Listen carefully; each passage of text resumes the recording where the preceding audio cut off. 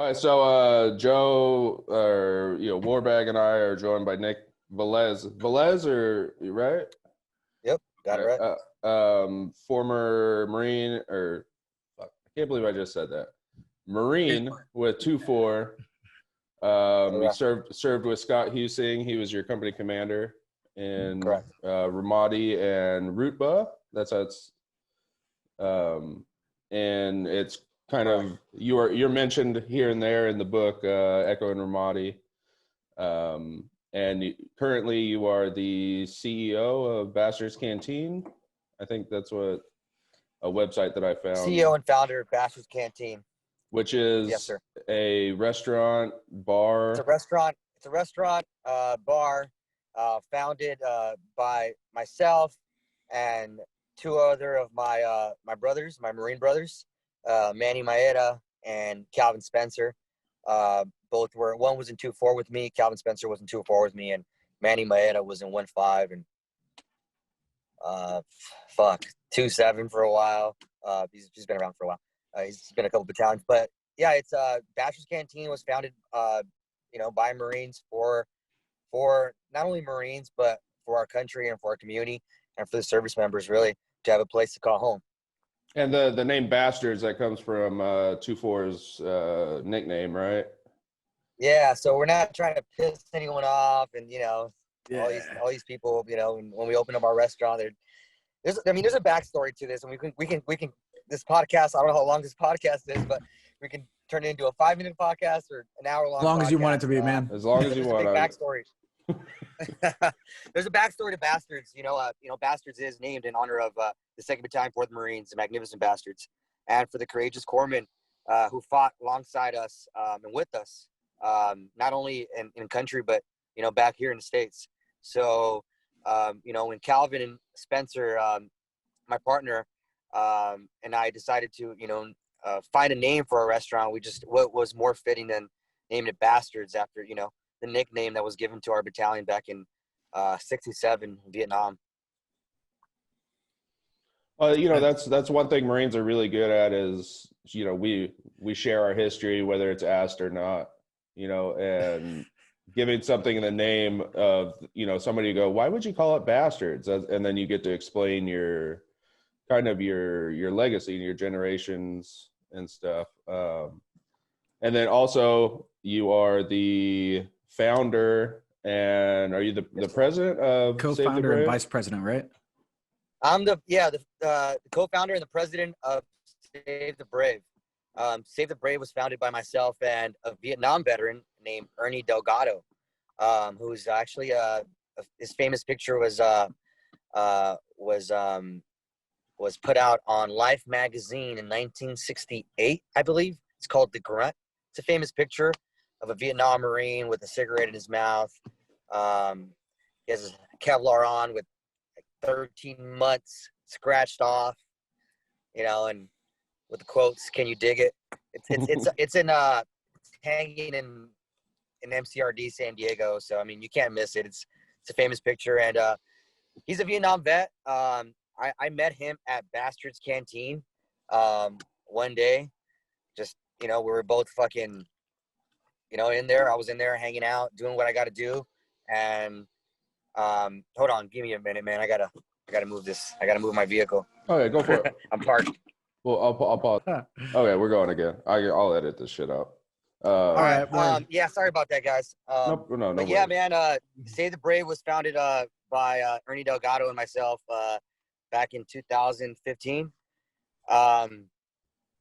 Again, that story can go on for 5 minutes and go on for an hour. But I was struggling in 2015. I was having a hard time kind of readjusting, and everyone would probably think like, hey, what do you mean? You started your business in 2012.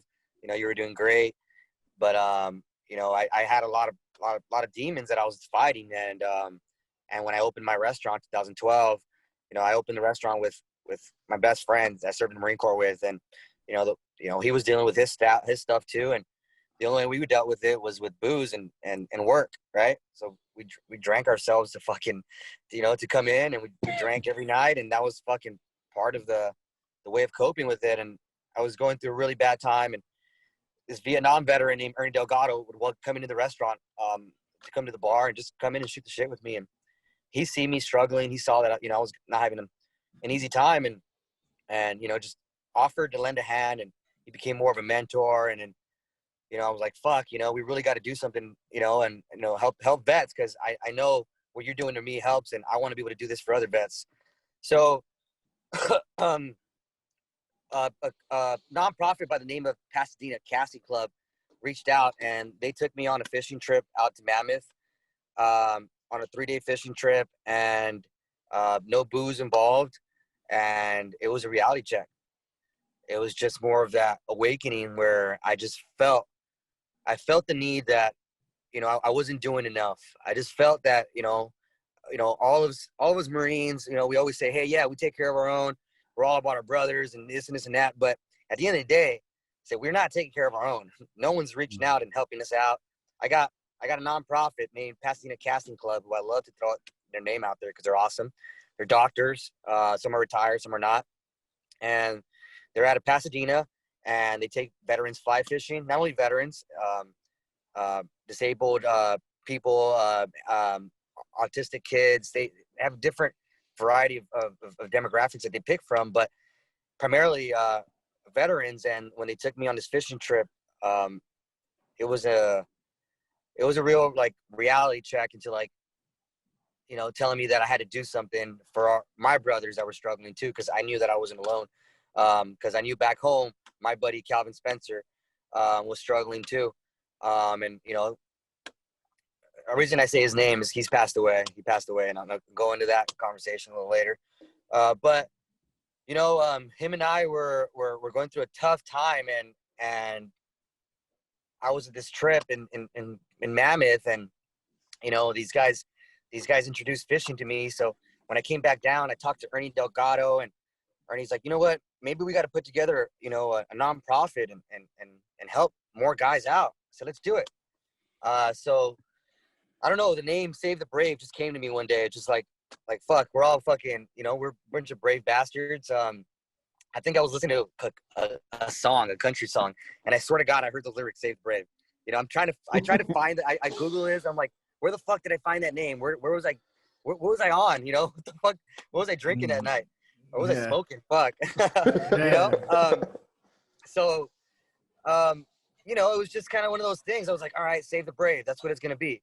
So me and Ernie just kind of went with it. We hired an attorney. We did the whole 9 yards, got the nonprofit going. And, we told ourselves that we were going to do this shit volunteer only. Like, we weren't going to get paid to do this. We're just going to be at our own time. So we knew that it had come from the heart. It had to come from the heart because we didn't want to be lost in the same BS that all the nonprofits were, getting a bad name for, taking money from vets. And I didn't want to be there because, again, I own Bastards Canteen, and our demographic is veterans and law enforcement, and that's a bad name, right?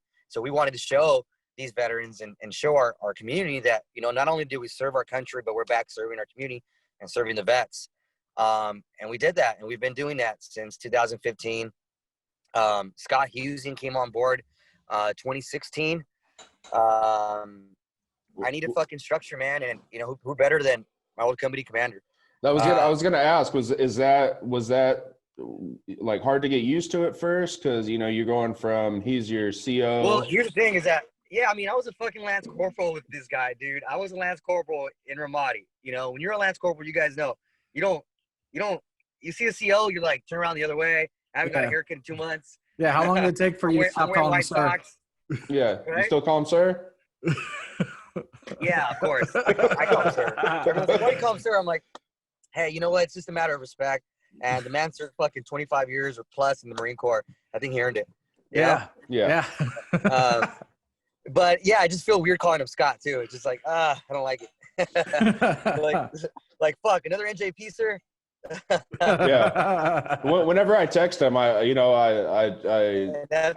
find myself texting him and be like,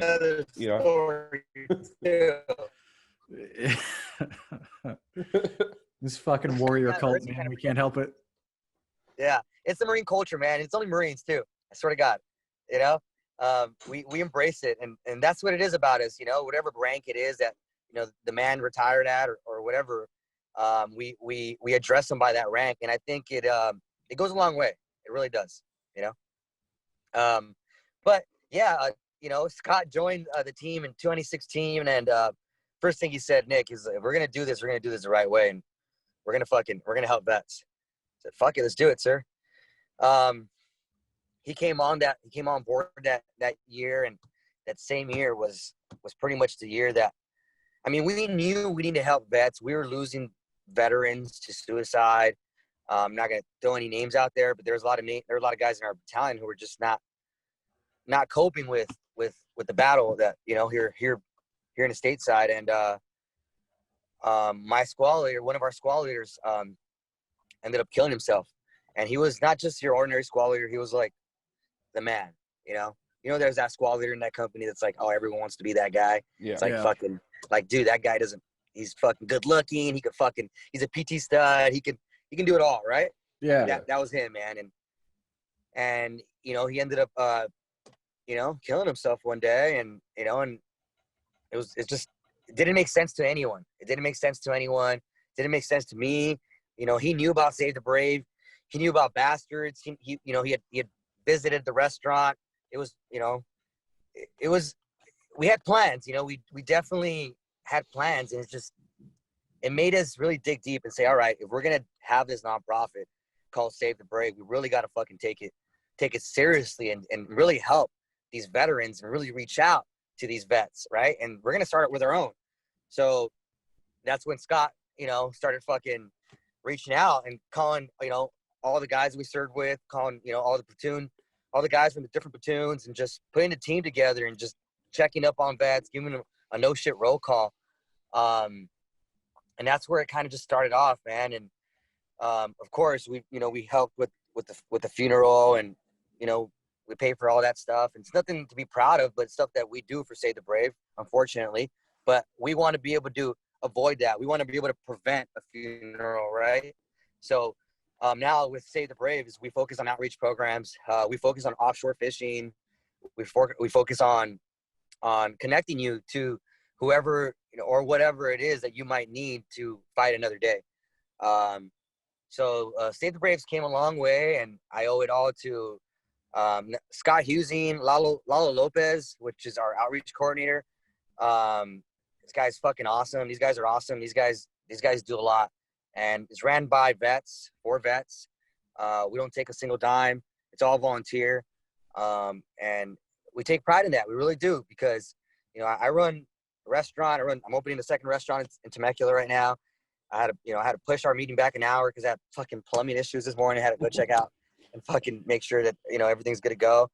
So the fight's never over. I'm always continuing to fucking to either stay busy at work or stay busy with the nonprofit, but that gives me purpose, and that's exactly what I try to preach to veterans and or whoever it is that decides to reach out for help.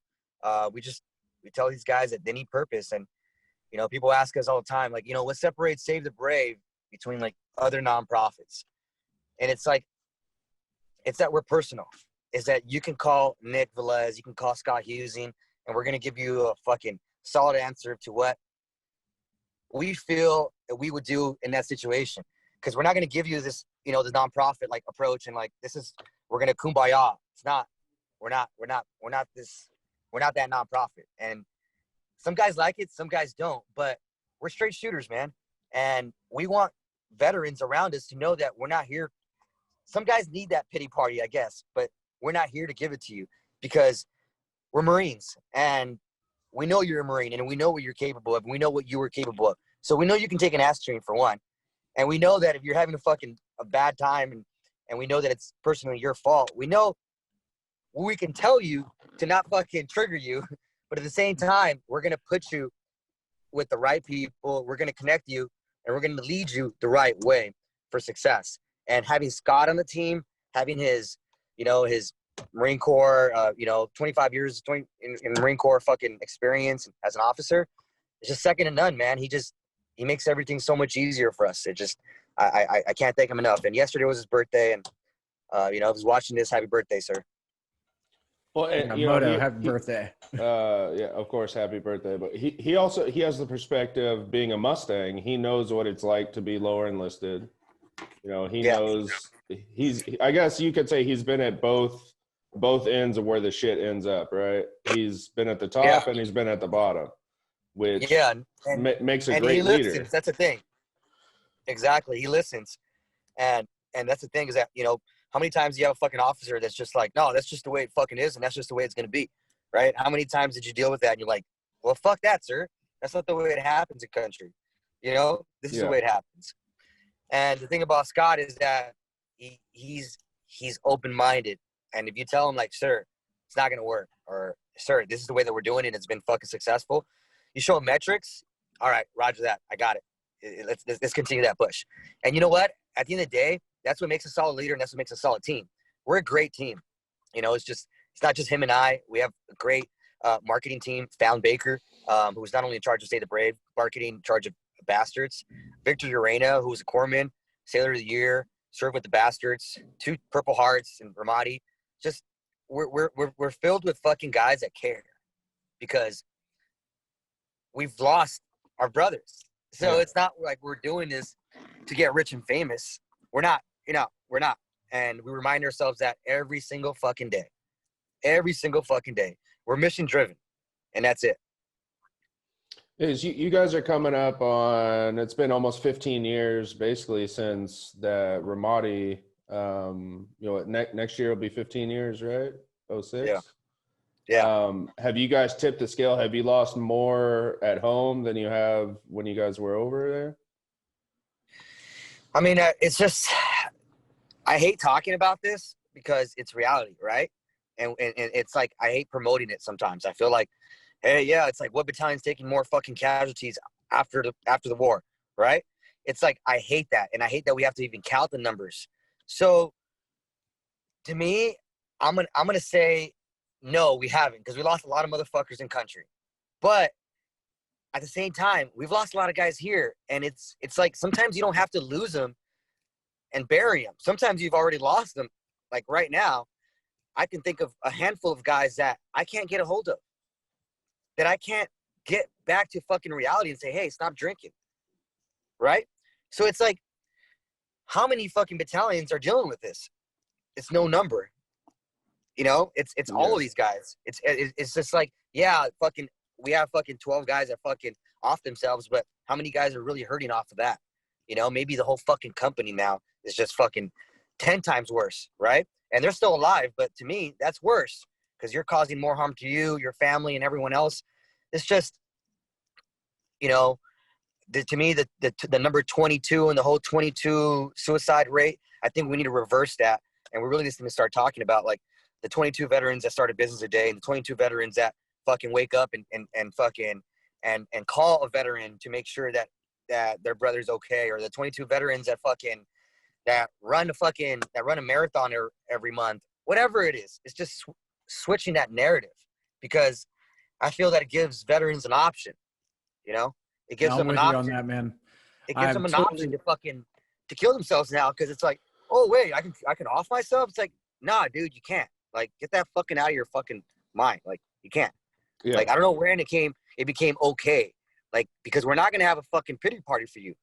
Like, and that's to any veteran listening to it right now. We're not. At the end of the day, we're more angry at you for doing that, for not reaching out at us, for not reaching out to me. Because that's how I felt when my buddy killed himself. You know, and it was personal, because now it was not just, oh, this guy served my company. It was like, no, he was my fucking, we're on group text together. We Snapchat every day. We DM each other. You know what I'm saying? It's like, Yeah, that was personal. That's personal to me. So to me, it becomes more of an angry issue. And it's like, I take it to heart, because they know what we're doing and they know we're here to help. And it's more selfish. So it's this thing where we've all been in it. We've had these 5 minutes where we're like, fuck, dude, I just want to end it all right now. Like, fuck it, right? These 5 minutes are bad. But once you get over that bad, those 5 minutes or whatever, that day, you realize the next day, like, shit, what the fuck was I angry about? Did I really want to fucking off myself because of that? Because I guarantee, you know, all these fucking veterans, if you give them a second chance, or fucking to live, and or the next day you remind them, hey, you're about to fucking off yourself last night, or you off yourself and it didn't work. They're like, fuck, my bad. They won't try to do it again. Yeah. Right. Yeah. I've had it explained from counselors. You got to play the tape through, right? To think of, man, this situation is so bad that I'm just going to end my life. But think about in an hour when that situation is resolved, or tomorrow, or the next day. And then, like you said, you're going to be sitting there being like, man, I'm really glad I didn't fucking kill myself, because it wasn't that big of a deal. Or, exactly. When you find that support system and you go, man, I can't believe I was ever thinking that way. And you realize how stupid it is, and how, like you said, how selfish it is to, because it is. I think, and veterans need to hear this, man. We need to hear this. Our brothers need to hear that, because when you put that gun in your mouth, that's the most selfish thing, because when you pull that trigger, you're not the one in pain. Your family, your friends, your brothers, your sisters, those are the ones that are going to pay the rest of their life with, man, especially the guilt of, man, why couldn't I save that guy? Or, he knew we were fucking here. Why didn't he ask for help? It's contagious, dude. Yeah. It's contagious. It really is. So there's this thing where you run into this challenge, and it's about flooding, I guess, just what do you call it? Just flood the field with positive energy, or what the fuck ever, and shit like that. Because not everybody's going to be immediately attracted to, when they're down. Nobody wants to fucking look at Jocko Willink's fucking watch in the morning. Nobody wants to fucking look at Rudy Reyes doing fucking CrossFit in his backyard and shit. I mean, those are mad goals, though. Mad fucking goals. Rudy is a fucking beast. That dude, what is he, like 53 now or some shit? Too. I fucking love Rudy. Damn. Yeah. Hey, it ain't gay if it's Rudy, though. Right? No, Rudy. Yeah. Man. But he's not normal, dude. By the way, let me just interrupt the story about Rudy.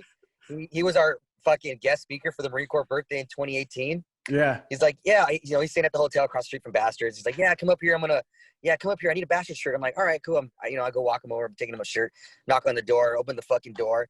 He's like, oh, it's open. I just hear him back there just grounding, like, fucking 1, 2, 3. I'm like, yeah. Fuck? He's like, it's open. I'm like, I walk in. Dude has fucking 2 chairs.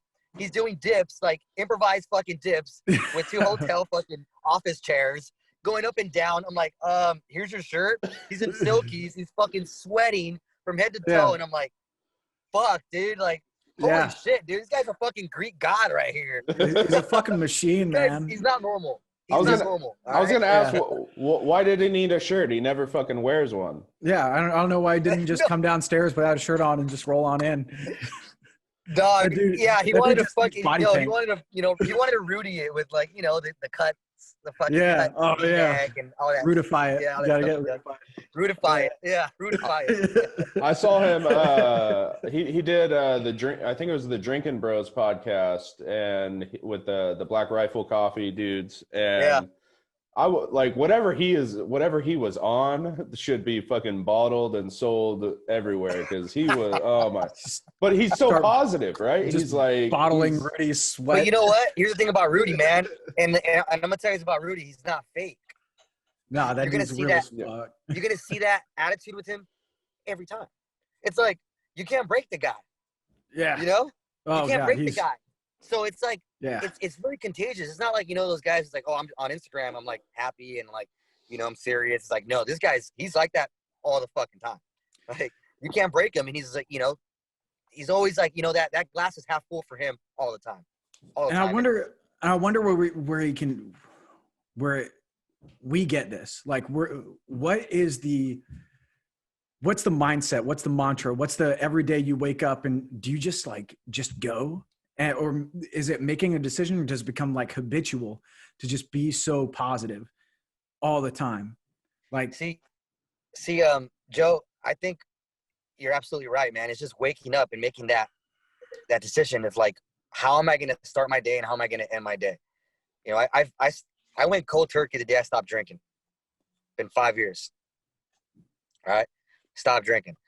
people are like, how the fuck did you do that, man? Like, dude, I fucking own a bar, man. Like, Yeah, you know, like, that's what I was gonna I say. just did it every time. yeah, I just fucking did it. And I thought, you know, Yeah. maybe I want to drink that. I decided, but I won't. Yeah. And yeah, it's the same thing with, I guess, curbing your habits on just about anything. If you want to quit smoking and stuff like that, every time you think, man, I really want a cigarette or I really need one or whatever, it's like, but do I? And all you got to do is just not. Like, that simple. It's like when you really want to beat the fuck out of somebody. Like, just don't. all you got to do is not. Yeah. You know, Ernie Delgado, the vice president of Save the Brave, he said something to me. It's so fucking simple, but it made sense. He goes, Nick, if it doesn't make you better, and we're talking about, he was, you know, he dealt with drugs for a long time. And, you know, he's like, you know, he stopped. He did hardcore drugs for a very long time, and he stopped, and he's successful now, retired, of course. But he's like, Nick, if it doesn't make you better, then why the fuck do it at all? If drinking doesn't make you better, then why the fuck do it? Does it make you stronger? Why do it? Does it make you smarter? Why do it? Like, oh fuck, it's so simple. That simple? Like, holy shit. Okay, I get it. I fucking get it. I'm with you on that. I mean, and there's so many things, and I was having a conversation this morning with my daughter about you know, how she's feeling and stuff like that. You know, I'm tired all the time. I'm sad. Like, I got headaches or whatever. I'm like, what are you doing? What are you eating? Do you get up every morning? Do you exercise at all? I mean, what have you done yet this morning and stuff? I mean, and a lot of times it's about making those decisions to just do something, and doing something makes you feel good. Everything's about this whole mental reward system. I think of it like drugs, like, right? Think of like chocolate or sweets or anything with sugar and stuff like that. And it has the same rewarding kind of chemical reaction with your brain as an exercise does, but it's bad for you. And it's not something that's going to help you or make you healthy and stuff. You're just going to, you know, pack on fat, or you're going to become lethargic, or you're going to be poisoning your body with whatever the fuck you're putting into it. But it's like a drug in that it gives you that freaking spike of that dopamine or that oxytocin and stuff like that, that gives you those good feelings of reward, but you're not rewarding anything but bad behavior. And if you actually just step away from those things and go into what's naturally going to cause that rewarding feeling, what's really going to do it, I mean, you're going to be better off. Get up and exercise, or get up and freaking get something done that actually means something. Wash a dish. I don't know, put some clothes in the freaking laundry or some shit. Whatever. Yeah, Tosh, you know, Tosh put out a post not too long ago about being intentional. He said, just be intentional with everything you fucking do, right? Just like have an intent with whatever you do in the morning. Like, what's your intent today, right? You can break that into like, what's your purpose? Like, what's your mission? Like, what is it today, right? What is it tomorrow? What is it a year from now? If you can't ask yourself that question and answer it, then we got a problem. Well, yeah. And the biggest challenge in on that is always the how. You know what I mean? Yeah. Like but as Marines, you should be able to fucking backtrack from that. Like, once you have your mission, you could backtrack. Yeah, That's you backtrack, you met-tee that shit and everything. And you know, it's easy enough to do things that you already know how to do, right? If you already know that freaking, you know, putting the bottle to your lips and stuff makes you forget, then, you know, you're just going to keep on fucking doing it. It's comfortable. It's normal. It works and shit like that. But when you know that there's something else that you don't know how to do, it takes a little bit more effort. You got to figure out how it works. I don't know, fucking YouTube it, whatever the shit. You know what I mean? Like, break it down. How does this work? How do I make this work? How do I make it happen? Right? You're spending a little bit of time on the front end to start doing something and continuing making it work. And back to Rudy and stuff, if we have to digress here and stuff, Rudy found a way to make it work. He fucking crushes these workouts. He works on his body. He builds his freaking mind. He does all of these things because it works. And for us, we're not freaking super studs and stuff like that or anything. We're not nutritionists. Yeah, I know. I know, right? We're not nutritionists. We're not fucking strength and conditioning coaches and stuff. We don't necessarily know how to do all these things properly to work our bodies and stuff and build them appropriately, or how to fuel our bodies and stuff like that nutritiously to do it. But it takes a little bit of research on the front end, and you just go piece by piece, one at a time, build the block ups and build up these blocks and stuff like that. And eventually you're going to have, yourself a nice little castle, I guess, maybe, or a doghouse. But so Nick, I think Maybe a pile of rocks. Nick, I think in the book Scott writes, I think something basically kind of what we're talking about putting your mind to it and getting it done. And we've got the company commander's perspective. I wanted to get your perspective. I forgot his name, but the sergeant that got shot in the chest in Sergeant Ramadi, Espinosa. and then freaking finds his way back from, basically it was supposed to be a trip home. He got shot in the fucking chest, and he shows back up as a lance corporal, like you said. How did that motivate you? Was that, did you guys hear about that at the time, or? Yeah, he's in my platoon. I was second squad. He's first squad leader. So yeah, Sergeant Espinosa. You got to know Sergeant Espinosa to know the kind of man he is. That was his third Purple Heart, by the way. That was his third Purple Heart. Like, he's a warrior, dude. Yeah. It's not just uncommon. It's not the average guy, Yeah. He's not your average guy.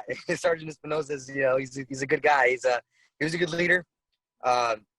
He led first squad. He got shot in the chest, and but he's not the only guy that came back. A lot of guys came back from being wounded, and he was one of the first ones that got shot in the deployment. And when he came back, it was a form of motivation as well, but it was kind of instilled in us, because everyone that if you weren't hurt as bad, you were going to come back, because you had your guys back there. And especially if you had a billet like Sergeant Espinosa was a squad leader, first squad leader.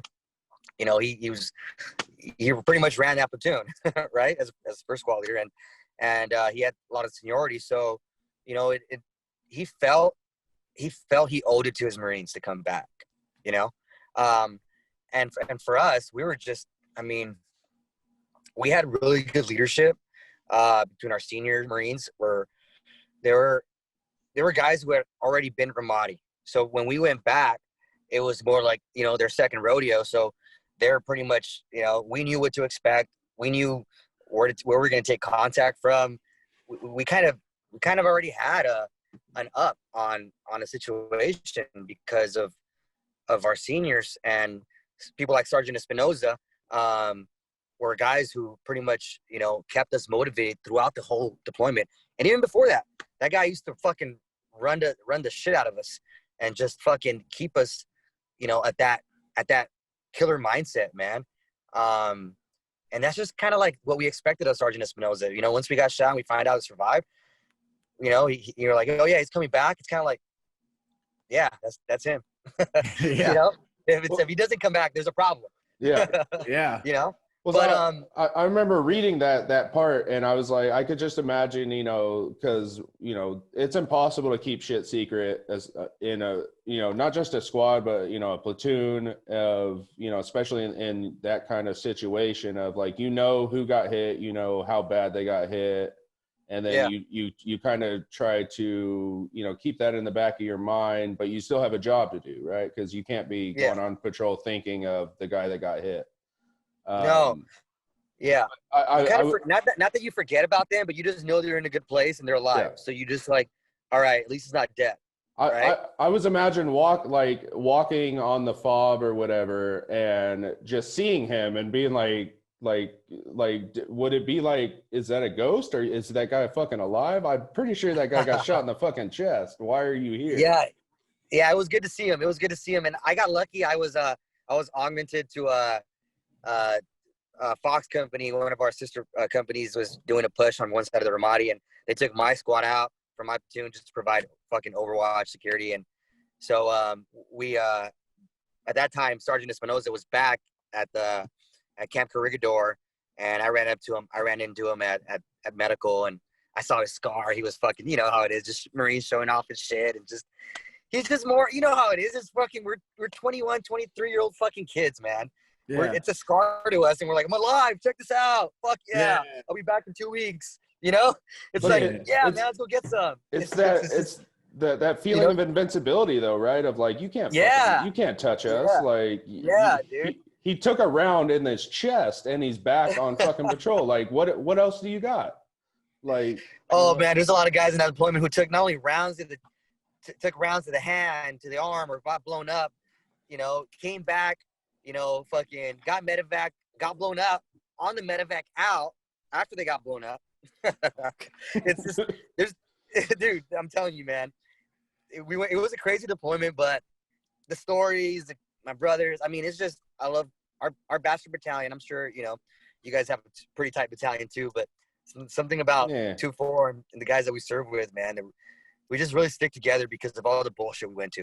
And I'm sure, all the battalions that have been through a lot of shit are the same way, and that's the thing about 2-4, and especially with, with Bastards having the restaurant, it gives the guys a purpose for guys to come visit California again, to come to Camp Pendleton and visit the restaurant, because the restaurant is when you walk in to Bastards, it's like a modern day VFW, but with cool fucking hot chicks, right?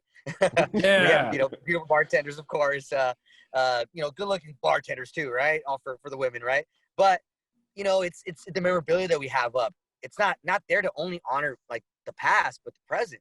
And it's cool, right? It's not like fucking a dark VFW or American Legion where you're going to go and sit there in the corner and just have a $2 fucking Coors Light just because it's the cheapest thing on tap, right? We have really good fucking beer. We have an outstanding cocktail program. We have an amazing fucking menu. We have, like, I didn't build the restaurant myself, man, and I wish I could talk to you guys for hours about this, but, the brains behind that was my buddy Calvin Spencer, who passed away in 2018 in a motorcycle accident. He was my partner. He served with me in 2-4. We met each other in School of Infantry, and he passed away, unfortunately, in a tragic accident. But we continue his legacy with the restaurant and, opening more restaurants. And, and his name is definitely, on our menu. We have a mural outside of the restaurant that honors him and our battalion. We have a huge Marine Corps birthday every year. Over 2,000 veterans show up to our fucking event. We block down the street. We have beer gardens. I mean, it's fucking insane. And it's an event that Calvin and myself. What's that? We had I don't know if Master Sergeant Henderson. I'm not sure if you or he knows. He's the one that introduced us to Scott. We did a birthday Zoom thing, and he zoomed in from your guys's birthday celebration. Oh, and nice! That shit looked like it was like people were having some fun. Yeah, man, it's badass, and I think he was at the Akash Winery, right? I think we had one at the winery this year. Yeah. He was at Save the Braves. Sorry. Yeah, so I mean, it is Bastards. It is Save the Brave. Essentially, almost the same thing, same people behind it. But the original event started in our LA location at the Bastards in LA, and you'd be surprised how many fucking veterans are in LA, really, and California, and all the veterans that fucking fly in from New York, Texas. I got buddies that fly in from Seattle, and I mean, it's a big party. But at the end of the day, a huge percentage of that goes back to Save the Brave. So that's, at the end of the day, our biggest fundraiser is the Marine Corps Birthday Veterans Day event that we have towards the end of the year.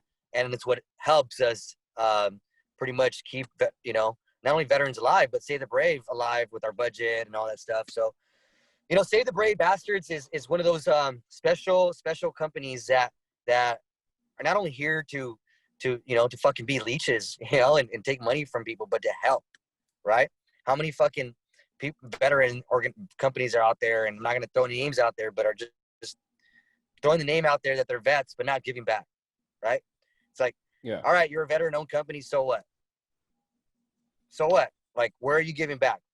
Like, and how are you giving back? Like, you got to give back. Like, who's your nonprofit? If you don't have one, find one. Find one. Like, enough of this, like, oh, we take care of our own. Like, all right, we'll do something, right?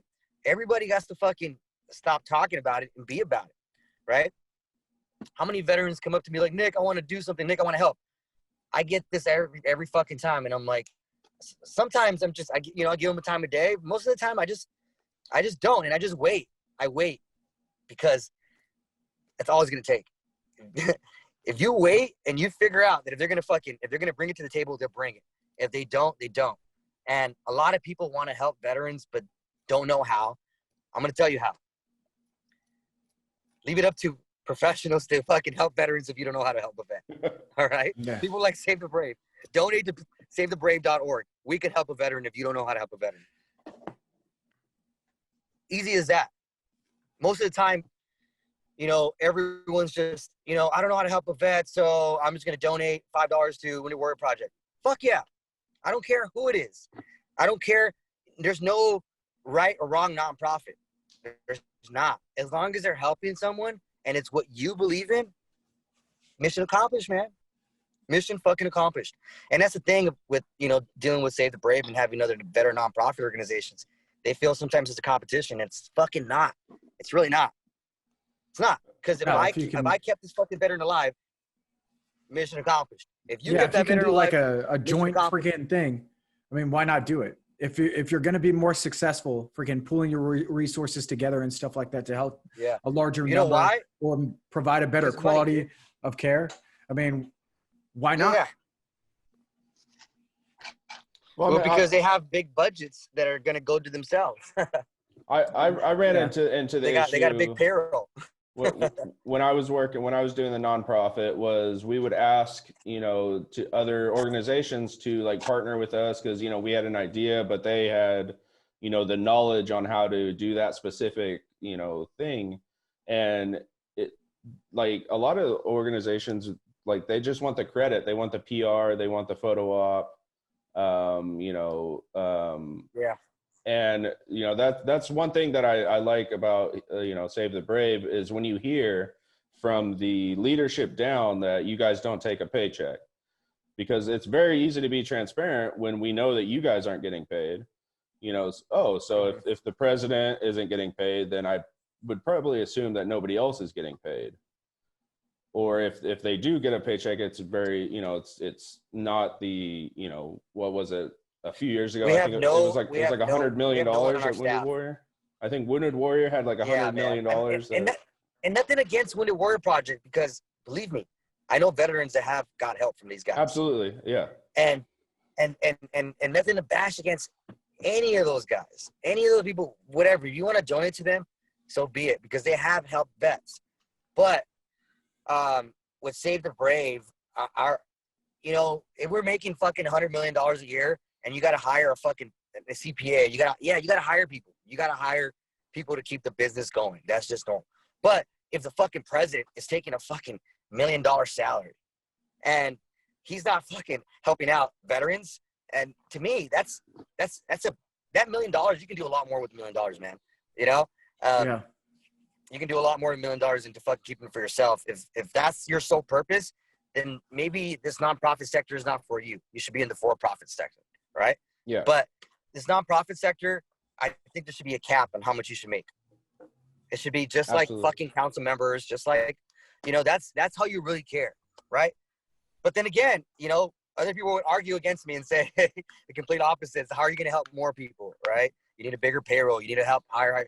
Yeah, you can go, this conversation can go any direction. However, with Save the Brave, we believe in being 100% nonprofit organization, 100% volunteer, because like you said, transparency is everything. So when I'm donating $1 to Save the Brave, 98 cents of that dollar is going back to programs. I think 2 cents of that's going back to like our admin cost, which is marketing and all that other crap that goes along with it. Because at the end of the day, it's still a business. People think because you're a nonprofit, you don't pay taxes. How to correct someone? Like, bullshit, you don't pay taxes. You're tax exempt. Like, start doing some research. Veterans need to find out what it is to be tax nonprofit, to be a tax exempt. There's a difference between being tax exempt and not paying taxes, right? So organizations still have overhead. We still have to pay rent. We still have to pay a sales tax. We still have to pay all that crap that everyone else pays. So, all that cuts into our overhead and budgets that can go to veterans. So when we feel that we shouldn't cut into that budget by taking a payroll, it does not make sense for me, especially when my primary job is to run a fucking restaurant, right? That's my job. I need to focus on growing my company, and that's what I'm doing. I'm opening a second location in Temecula. We're looking to open other locations in Texas, hopefully Florida and any other fucking state that stays open. Is it going to be? Are you carrying over the Bastards Canteen? Or are you doing like different themes or names for each new one? Some Bastards is the name. Some will be I can't say the name, but by Bastards. So it'll always be Bastards Group. Bastards is the group. So we're a restaurant group. We have we do have a restaurant here in Downey, and we're opening our second location in Temecula. We're looking at a third location in Coachella. But we're actually with what's going on with the state, California, we've been looking at Texas and Florida, and possibly looking for veterans that want to grow and want to start their own business, want to open up their own restaurant. We can teach them how. If you ran a squad, if you were a team leader in the Marine Corps, believe me, you can run a company. It's not that hard. You just check in the boxes and make sure you fucking check every box, and that's it. And that's exactly what we tell these veterans that come on board our boats. Sometimes I go fishing with these vets, right? I'll go fucking 3-4 hours. These guys won't say a single word. They don't want to talk about what's going on in life, but I'll start talking about my day, my busy day, or this shitty thing that's going on in life. And like, fuck, dude, you got to deal with that? I'm like, fuck yeah, I got a lot of shit I got to deal with, man. Like, just because I got a fucking business and I run this nonprofit doesn't mean that I have these fucking problems that just go away. Like, I got 100 times more problems than you. And because of this is the reason why I got to continue to fight. Just can't give in, And that's the thing between vets. A lot of vets just, they run into one obstacle and that's it. It's the end of the world. And it's not. It's really not. Look around you. Everyone is going through the same shit. Even people that are not vets, civilians, right? They have problems too. They fight their own fucking PTSD with what's going on right now with COVID or whatnot, right? They got their own fucking problems right now. You hear about that. Who's to say their issues worse than yours? Everyone has problems, right? One of my best friends, Josue Barone, was a 3'5", missing a fucking leg and an eye. Every time I'm having a bad day, I call him. Why?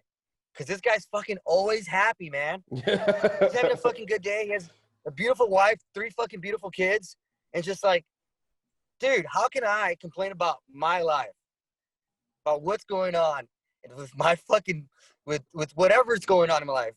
If this fucking man wakes up without a leg and an eye and he makes it happen, he cycles 60 miles on his hand cycle. He comes back and he's a full-time dad, takes his kids to jiu-jitsu, comes back, cooks dinner for his wife, does it all. And I'm like, I have no fucking excuses, and neither do you, or you, or you, or you, because look at this fucking guy. Right? Yeah, because he's not even able-bodied, dog. He's, and if he were to be down in the dumps, nobody, I think outside of the vet community would really blame him and be, he's missing his leg and, all this. But the vet community is like, well, you're still alive, right? You still got the fucking, you can breathe. Yeah. You got circulation. You got, P March P, right? Hey, well, you seem pretty fucking good to me. Exactly, dude. And that, I don't know him personally, but I go, was it 11 Crispy? Crispy. Crispy 11, bro. Yeah. I look at his shit and I'm like, man, if anybody had, I don't want to say the right to be kind of down on their luck, it's that guy, right? Burns and missing, shit. But he seems like one of the happiest dudes. He's fucking hunting. He just got married. It's like, Yeah, man. We create our own reality. You have to manifest that positive shit, man. I swear to God, it works. Wake up in the morning, keep at it. Keep pushing. Keep pushing, keep pushing, keep pushing. I don't know why you guys keep on talking directly to me. All right. Fuck off. Hey, wake the fuck up. Boots and nudes. Fall the fuck out. All right. Yeah, right. You're going on a run. No, man, but I'm not here to be fucking the motivated guy, but because sometimes I wake up and I'm just like, fuck, I'm just not feeling it today. I'm not. But because of that, I know that I can't be that guy because there's people watching. There's veterans watching. There's veterans that are going to follow me. There's 25 employees back in my restaurant in LA who are depending on me. There's I have family depending on me and watching me grow because all I do is talk about growth. I talk about it so I can not only believe it, but so people could fucking hold me to those standards. People say, "Hi, Nick, how'd you stop drinking?" Easy. I called all my friends. I told fucking quit. Stop. And don't call me. If you're calling me, you're not my boy. Come drink, And it's it. It's it, man. It's just fucking doing it sometimes. And we're not all going to be perfect. I guarantee Rudy doesn't fucking show us when he's fucking having a good fucking day either. That's it. Just keep pushing, man. You're going to have your downs. You're going to have your ups. And what goes down will go up. Believe me, And what goes up must come down. Yep. Always. Yeah. So you can't always stay high, brother. You can't always stay in that up and up. Well, you gotta understand that, but you gotta understand that when you're in that situation and when you're coming down, how do you fucking go back up? Well, it's the valleys that teach you how beautiful the peaks are, and Boom. when you're down low, you can really appreciate what it feels like to be in that high position and be like, oh, man, I want to be back there. How do I fucking lace my boots up and get back up to that position where I can feel good again? And unfortunately, a lot of guys and girls and, not just vets, they never leave that valley. Some people just aren't interested. Yeah.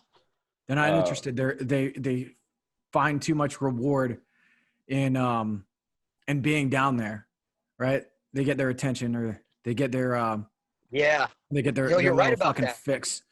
And you don't have to, there's better ways to get the fucking attention. I mean, for real, if you really want it. Yeah. I mean, quit being fucking toxic to yourself, but for fuck's sake, man, like you got to find a new way. I mean, if you know it works this way, all right, fine, cool. Keep on freaking keeping on, I guess. But just, dude, God, what the fuck? Hey, all our brothers that are out there watching, we don't like that. You know that fucking, that story with the Little Red Riding Hood and crying wolf all the time? Yeah, guess what? It's real.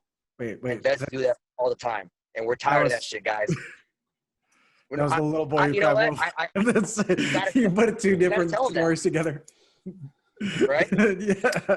It's like, all right, guys, enough with this kumbaya shit. Whatever happened to this fucking Mean Green Fighting Machines, guys? I think there's right? I'm gonna kick this out.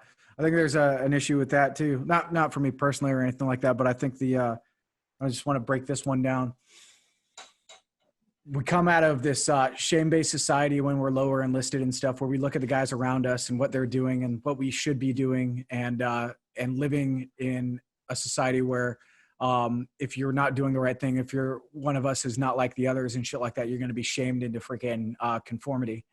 And then when you become a leader, either a team leader, squad leader, whatever the fuck and shit like that, you're expected to operate mainly off of guilt, already knowing what you ought to be doing, not friggin' somebody else having to shame you into it, being able to be or take initiative and do things based off of knowing what you're supposed to fucking do. All of those things, still, shame and guilt are kind of like a negative, like a proxemic push away from something. It's pushing away from being freaking ostracized and shit from the community. The thing is, you've got a lot of veterans and shit like that think that they're already fucking separated from the community. And what's the fucking point? What's the point if I'm already freaking pushed out of my fucking group, if I've been excommunicated from my fucking warrior fucking cult and shit? What's the point? There's still a point. There's still humanity. There's still freaking, the community that you build around you and stuff. You choose not to freaking assimilate yourself into what exists around you, or not to care about what's right in fucking front of you. You got to be where you're at, put your head where your ass is and shit like that, and just fucking drive on. That's it. Live in the community you're in now. And also, friggin', if you want to reach back, and if you have the bandwidth to be able to reach back and shit like that into the veteran community, by all means do so. But you got to focus on where you're at right fucking now. There you go. Exactly. It's also too, and you guys know this is, if you're in a firefight and the guy on the left of you goes down, you can't stop and mourn him at that moment, right? You have to Best medicine on the battlefield, fire superiority. There is a time and a place to kind of mourn and feel kind of, you know, a little bad. And those are, you know, healthy things that you have to go through. You have to allow yourself to feel the pain. You have to allow yourself to accept it and move on. Right. And a lot of guys get stuck in that, you know, mourning period. And I've been guilty of it. You know, you get in a rut and you fucking, it feels good, right? For somebody to come and be like, oh, I'm so sorry that this, you know, and you're, oh man, you're like, oh, I feel good getting that attention. Yeah. But then you realize that you're not getting attention for the right reasons.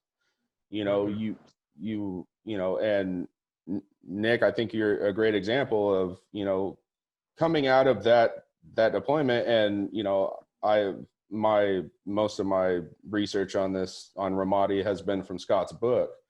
Was, man, like you guys went through some shit, but you clawed your way out and you said, no, I'm not going to fucking stay in the shit. I'm going to get up on the peak and I'm going to watch my brothers. Right. It's, you know, I'm going to help guide them through that valley. Yeah. And you know what, and you know what, Andrew, a lot of this has to do with our upbringing, man. People forget that a lot of this starts before the Marine Corps. Yeah. Right. The kind of person that, you know, who made you that way, right? Where did it really come from, right? There's a reason behind everything. You know, you look back to your parents, you know, how were you raised? So knowing where you come from is really important, and understanding how you can react to certain situations, because everyone reacts different to war and post-war. Everyone reacts different. I came from a city from LA. I grew up in East LA, very fucking gang infested neighborhood in LA. I was used to bad shit every day, walking around, having to look over my back, possibly getting shot at. You know, I had got shot at before I joined the Marine Corps. Fucking been in, you know, parties where there was drive-bys, they shoot into our house. So I had this kind of like sixth sense built in me already. I feel when I joined the Marine Corps, when I was in Iraq, I felt that, you know, I had this like I wasn't really scared to get shot at. I wasn't really scared to see life and death go, you know, just because I already had seen that. And I think even, I don't know, I wouldn't say that hardened me, but it kind of did, growing up in an environment like that. Right? It hardened me.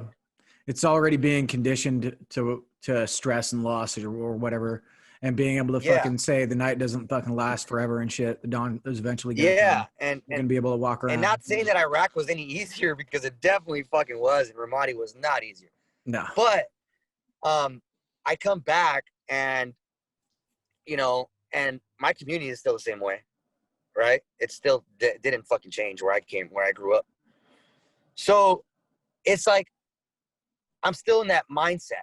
I still have to I'm not there every day. And, you know, the only time I go back is when I do a toy drive at the end of the year. And I do a big toy drive out in my community where I grew up in, at the Boys and Girls Club. But, you know, my buddy Josue Barone came from an environment very similar to me in LA as well. And we were talking the other day and we're like, hey, I mean, we're not trying to be like kind of special guys, but we feel that because of where we grew up kind of hardened us. Right. So then, you know, some people didn't have that tough life growing up, man. And they go into the Marine Corps, and that was the toughest thing they ever experienced. Yeah. Right. Like the Marine Corps is like the toughest thing ever. Like, I'm like, fuck, that wasn't that hard. I was hard, but I grew up with fucking not having food on my table, bro.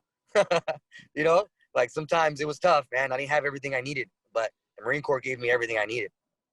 And I think that some of those guys, when they get out, they feel that, you know, the military owes them more because of what they've been through and because they did so much for the military. But that's not the case. It's not. Yeah. You know, the Marine Corps doesn't owe you shit, but I feel that some of the veterans that I've met, that I'm like, but what is it with this guy? I'm like, okay, let's look at how he grew up. How did this veteran grow up? So in reality, you really got to fucking pay attention to each individual veteran, because no veteran's alike. So every veteran is like, okay, what's bothering you? Okay, is it war? Okay, well, what's going on in war, and what happened before war, right? So that's the thing between Save the Brave and like I think other nonprofit organizations, that they don't even open up their fucking mind to think this way. Is because there's no facts behind it, or there's no studies behind it. But sometimes it's beyond that.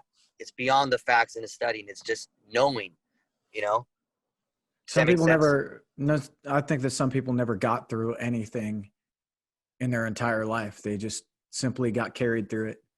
Freaking, your like not your personal fucking childhood or anything like that, but a lot of people, they go through their childhood.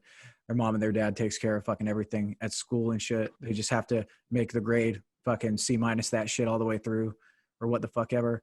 But like this safety net is kind of built underneath them and stuff. And then when they don't have it anymore, even existing in the military and stuff, being active duty, you have this safety net and this freaking this leadership support system that's there to freaking guide you and help you. These freaking things that are maps that are drawn out for you with it, like MOS roadmaps and shit, or the freaking keys to success and freaking PME or what the fuck ever, right? And with it, like, it guarantees you more opportunity and freaking success on your way through. It's all drawn out. In real life, there's not a single fucking thing that's drawn out for you, or fucking a map made for you, or tailored to your freaking your specific situation and shit for success. Not at all. And you have to fucking get used to that. You have to fucking get used to that and make your own fucking plan, make your own map, draw your own freaking path and shit. You have to do this. If you're gonna freaking, if you're going to break brush and shit like that, fucking, you're probably going to want to bring a fucking machete. So start arming yourself with the fucking tools that you need. You need to plan the fuck ahead before you even step into the bush. And that's the thing. A lot of guys, they don't do that. Love it. Yeah. Like freaking, a lot of guys don't do that. And it's not just education. Yeah. It's not just education. It's not just fucking tradesmanship or anything like that. It's arming yourself with a positive mental attitude and a bias toward action. That's a lot of it. Well, surrounding yourself with positive influences in your life, people that can be like, hey, don't go over there, there's a fucking rattlesnake. You go, oh, I'm not going to fucking go over there. There's a fucking, whatever that rattlesnake may be in your life, whether it's, alcoholism, divorce, whatever it is, you have to be able to absorb the advice or the life lessons that are being told to you, and then pick out like, hey, okay, I'm not going to fucking go over there. There's a goddamn rattlesnake, or, I'll find a way around it, because the guy that came before you can offer you a little advice. And I think, and and it's just like,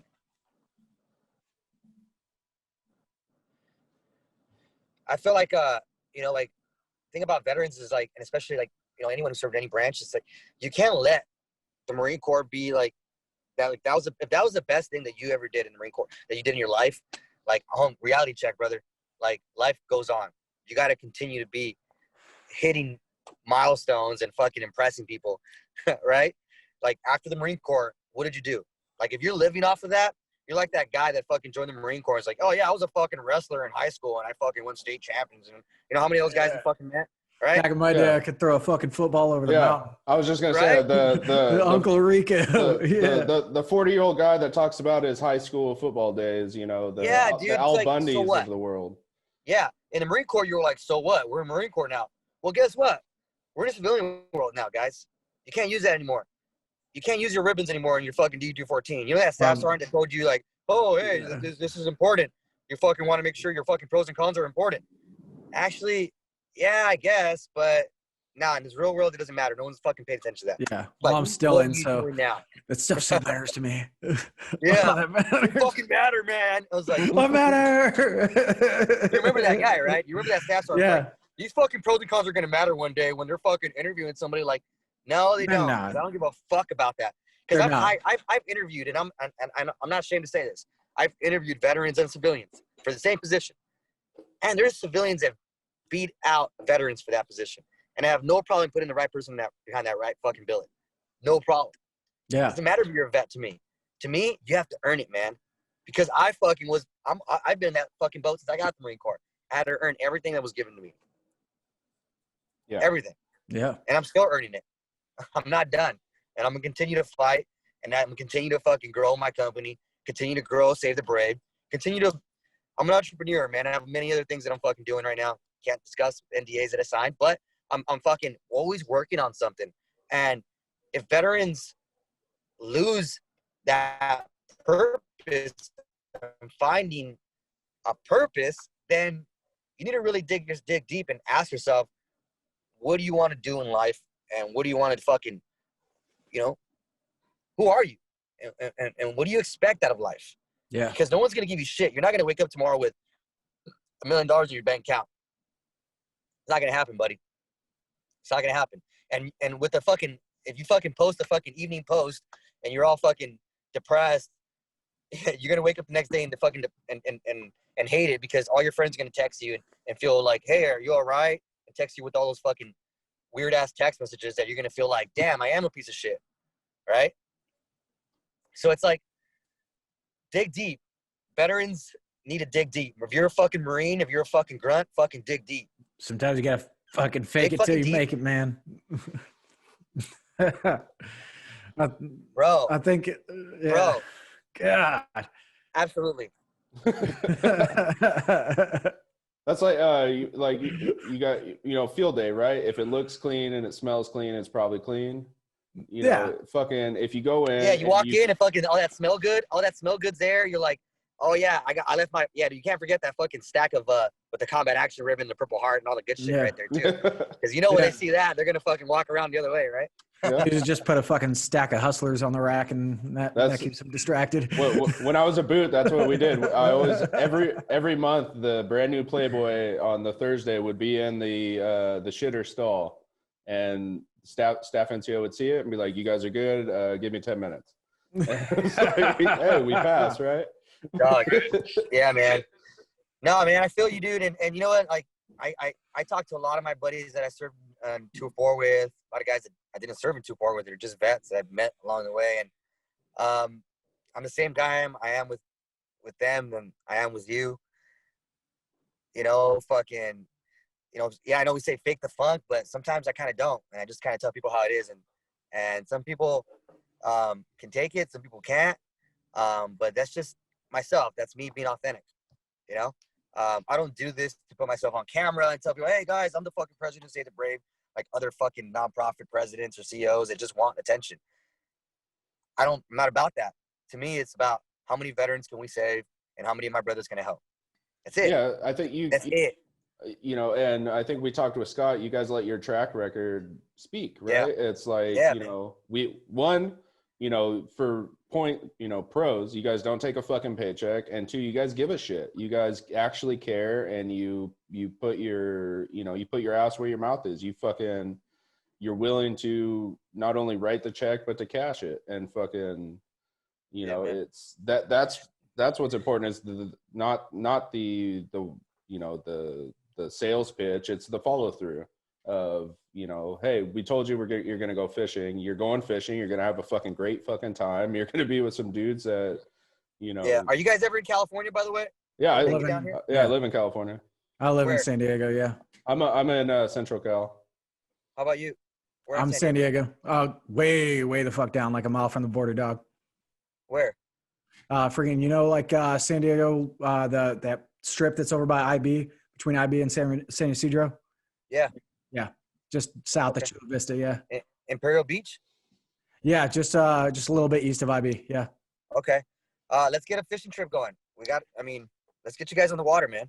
Oh yeah. Sounds good to me, dude. Hell yeah. I'll let you go here in a minute, but we have a thing that I like to ask our veterans that come on. It's kind of your favorites list of, kind of baseline questions that, I think every vet has an answer to, and you can elaborate on your answer, or you could just leave it at whatever you want. That's up to you. But so what was your favorite weapon system? M249 saw. Yeah. I was a saw gunner, bro. I was a saw gunner when I was Fantastic. 19 in Ramadi. And not once did my saw ever jam on me. Kept my baby clean. Yeah. Fucking, and I can manhandle that bitch. You I know, need to do so it. it was, you know. I'm gonna do a 249 episode in honor of fucking you for talking guns. Then, Rah. Oh, speaking of that, I watched a video the other day of an army guy trying to fucking impress the crowd doing a diss and ass with a saw, and as soon as he failed to take the feed cover off, I was like, nope. But did he do it blindfolded? No, and it took him Did like it count? it was like a minute 45 for disassembly, and he didn't even take it all the way apart. And I was like, sake. dude, I would have been getting screamed Oh at. my Oh god. yeah. Like, okay, Oh, so man. That's all I had my boots do, bro. Diss and ass. Like, Yo, that freaking that top cover fucking spring pin is kind of a bitch though. Like, oh my god, it can be Yeah. an asshole. yeah, oh fuck. Yeah, man. Yeah. The key is if you're a saw gunner, make sure you throw that nutsack on there. You don't want to Yeah. be rolling around with 2 fucking 100 rounds on when you're getting shot at. They're gonna be fucking flying all over the place. Yeah. Turn that fucking barrel into a short stock, a short barrel, and then I didn't have the fucking the nice stuff. We didn't have all that. Yeah, nice you didn't gear, have so the I didn't get- collapsible butt stocks or any of that bullshit. No, I didn't have all that shit yet. Yeah. Yeah, You just had to fucking roll around with the big boy the way it was. yeah. Hell yeah. That's fucking, Yeah. it's still a fucking damn good fucking weapon system. And it's a lot more like, this is one thing that a lot of people don't get and stuff with the optics that they have now and shit, right? They're not designed for the freaking M27 infantry automatic rifles that we've got. They're designed for the M249, right? Yeah. So the freaking 2 sets of vertical stadia lines that are on the bullet drop compensator in the freaking SDO are meant for the 2 lengths of barrel. They're meant for the long barrel and the fucking short barrel and shit like that. And they correspond to those hundreds of yards that are in there. They're not fucking 50s. They're hundreds. And with the mechanical sight, you don't get the exact same fucking, thing. You get the setting that you're set at, and you kind of have to fucking walk your rounds however the fuck you want. You're not going to be accurate unless you train, unless you freaking do some test fires, unless you actually freaking get an idea of what your zero is, depending on what barrel you're using. It's one of those fucking things. God damn it. That Fucking sucks. Yeah. I can't get into an episode of Talking Guns right now. I'm not going to do it. Hey, so you're a saw fan, right? I'm every machine gun fan. he's a fucking machine gun god. Yeah, You're the 31, brother. Yeah. Yeah. So were you guys both the 27? no, Yeah, so, he was I was in 2.7 and 1.4 and 2.2. Renfro is my grand senior. He was my seniors. No, you're my senior, right? I think so. Yeah. Yeah. And Probably your, so he was your great grand senior. Yeah, he was Corporal Renfro to me, and then now he's Staff Sergeant Warbag. Yeah. You got to go through some shit to get the nickname of Warbag. Fucking, but okay, so what's your favorite piece of issued gear that you ever had? Oh, favorite piece of issued gear I ever had. Issued, huh? Yes. Fuck, dog. Yeah, that SIF gear, yeah. I will tell you hit that there is You're like, wait, I'm trying to figure it out. Because the only thing fucking issued that, dude, I had to buy all my own shit. You know how it was, man. We were if you had to pack light, freeze the night and shit like that, what was the thing that you made sure you always brought? You know what I mean? Yeah. I'm thinking about that right now. I'm like, there's an answer that is very common, and I think I don't want to. Dude, you know what? Spoil. I'm gonna give you my answer, and it's like I can't just give you one because it's not one piece of gear. It was warming layers, brother, and anyone knows that about me. Everyone who knows me is like, "Hey, motherfucker, I'm not a cold weather Marine, all right? I'm Camp Pendleton." yeah. Like, dude, I hate the cold. Iraq, I was there in the cold. It's cold, so I would say fucking fleece and fucking and polypro. Yeah. Yeah. A lot of people love their beanies. They love their fucking poncho liners, but man, I'll tell you what. That the most common answer is poncho liner. Yeah. Yeah, poncho. Everyone's like poncho liner. Yeah. But you got to take that with you anywhere. But fuck, dude, I hate being cold, man. I would hate that shit, dude. Oh man. And now on the flip side, what's your favorite piece of non-issued, or we could say jerry-rigged gear? for instance, I'll give you an example. I think you're offending all the Jerrys out there. The best answer that we've had here is MRE spoon, right? Because of all the shit that you can use it for, right? You can use it for your fucking radios. You can use it for obviously eating your fucking MRE. You can use it for fucking discipline, make a guy dig a fighting position with it. Yeah.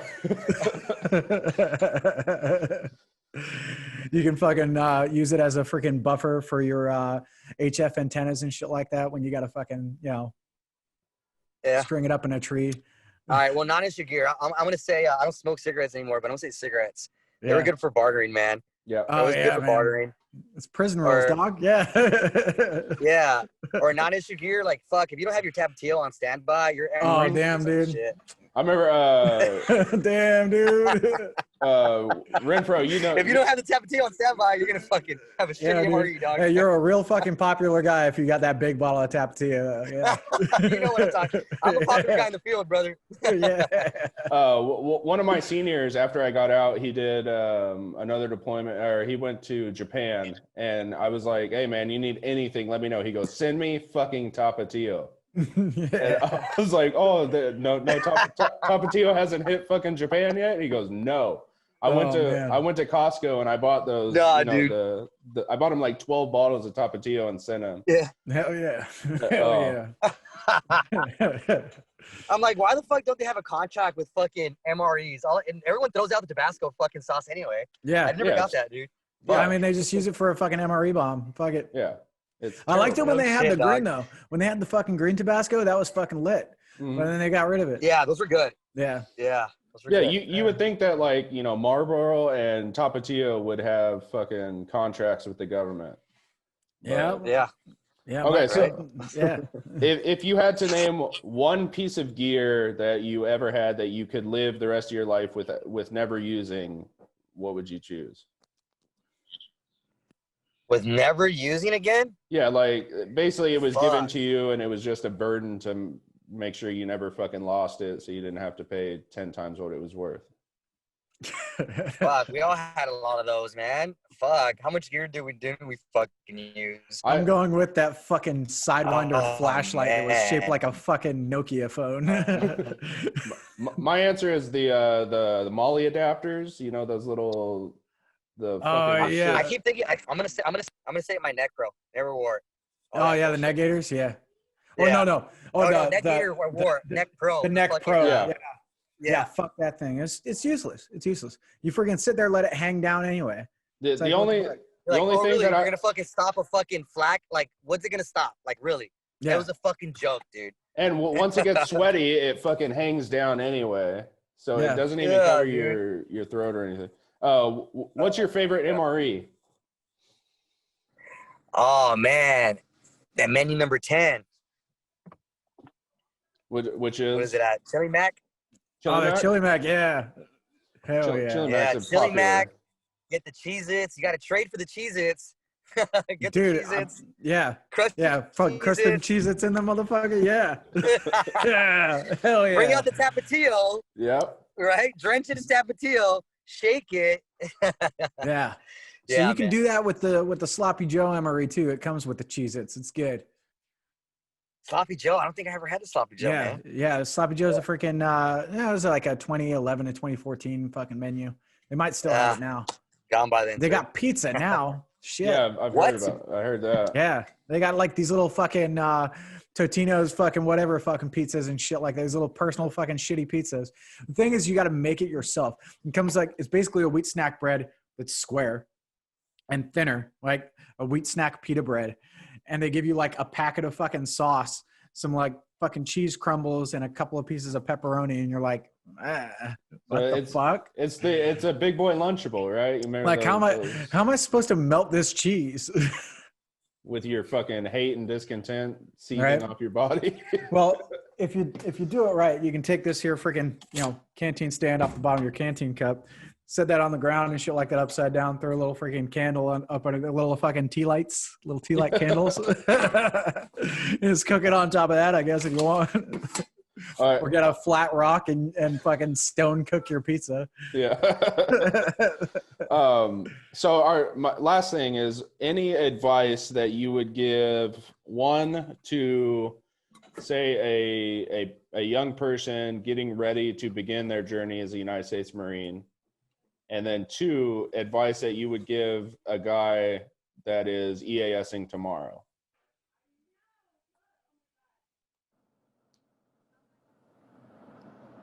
Oh man, I give him the same fucking advice.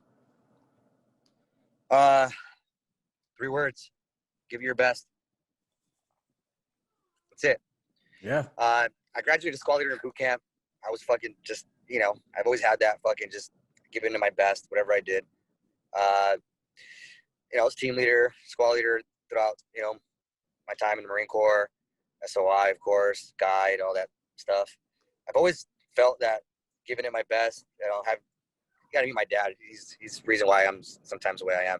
But this guy has just put a lot of pressure on me growing up. And I always felt that giving it your best, whatever you do, is just going to make you not only a better person, but a better leader. And who doesn't want to be on top, right? So whether it's Marine Corps, give it your best. Civilian world, getting out the Marine Corps, give it your best. If you give it your best, you won't lose. Yeah. Yeah. It leaves no room for questions, right? Because if you know that you absolutely put out 100%, then you know that you did everything you could to accomplish that goal, which exactly I think is fitting. And I want to thank you, Nick, for coming on and being open and honest and sharing, your stories, as well as the reasons behind, Save the Brave and Bastards Canteen. And, I look forward to, coming down and fishing and, having a meal at the canteen. Fellow Fourth Marines. We were. Oh, you asked. We were both in 1-4. He was in much earlier than I was. Nice. But, what's 1-4 is whatever it takes, right? Yep. Yeah, that's right. Yeah. Or if you're in 1-4, it gets shortened to whatever. Whatever. Hey, you know what? That's a good thing. That's something to tell fucking, even these boots or whatever. That's motivating, dude. Whatever it takes. That's fucking motivating, man. Yeah, it's when you're in the town, you're like, oh, it's fucking gay, right? You're like, yeah. Yeah. Then you get out, you're like, oh shit, it fucking makes sense, man. Just whatever it takes. And if we can just take life a little bit serious like that and just, get whatever it takes, give it your best, keep pushing. Use these little words to get us through our day. Yeah. I'm going to get my fucking, those rough days a little bit easier. I'm definitely when I retire, I'm getting one of those fucking patches with all my fucking my ribbons embroidered on it. Put it on a hat. It says U.S. Marine Corps, fucking combat veteran and shit. Hanging out in the VFW, smoking fucking cigarettes and shit in dimly lit fucking bars. You yelling about the new generation? Yeah, talking about how Marine Corps is getting weak. And you know what? Actually, let me go ahead with this one. I want to go off on this fucking rant. China, you motherfuckers, you got us this time. I tell you what, they canceled the CFT. They canceled both the PFT and the CFT this year and shit. They got us. They fucking got us. Not only did they friggin' remove the fucking standard and shit like that for performance for one fucking year and shit like that, the Marines cared about it. What the fuck is that shit? They should extend every fucking Marine another year. Yeah. Didn't count. That's it. That's it. This one didn't count. They're gonna hate me if they hear this. I'm gonna get mines. Well, that's in 10 years, you're gonna be like, oh, when did you serve? And if their answer includes the year 2020, you're gonna be like, oh, bullshit. You only get for 3 years. Yeah. Yeah, man. I never took a year off. You guys on a fishing trip, man. I'm serious. Absolutely. All right. Oh yeah, totally, bro. Hell yeah. Hey, any veterans out there listening? Of course they are. If you guys want to go on any fishing trips with us, with Save the Brave Offshore, we're here in California. We have trips out of Huntington Beach area. You can find us on savethebrave.org. You can scroll down to the bottom of the page where it says sign up here, enter your information, attach your D214, and our outreach coordinator will contact you. Or if you're in the Southern California area and you want to visit a fucking awesome restaurant and support fucking veterans, come down to Bastards Canteen in Downey, California. We're opening our second location in Temecula, California by March, and our third location in Coachella, California, hopefully by the end of 2021. China doesn't come back and fuck us again. Yeah. Thanks, China. Bitches. Fucking China, get wrecked, China. China. right? All right, gents. Hey, China. fucking good shit, gents. Fucking whatever it takes, right? Yep. Make Yeah. it happen. Cool bodies. All right, Semper and, Fi. We'll Take keep in care. touch. All right. All right. Okay. Later. Well, another fantastic episode. Yeah, Joe. dude. Hell yeah. That was a fucking And- good time, bruv. Do you think we should end with another quick succession of Save the Braves?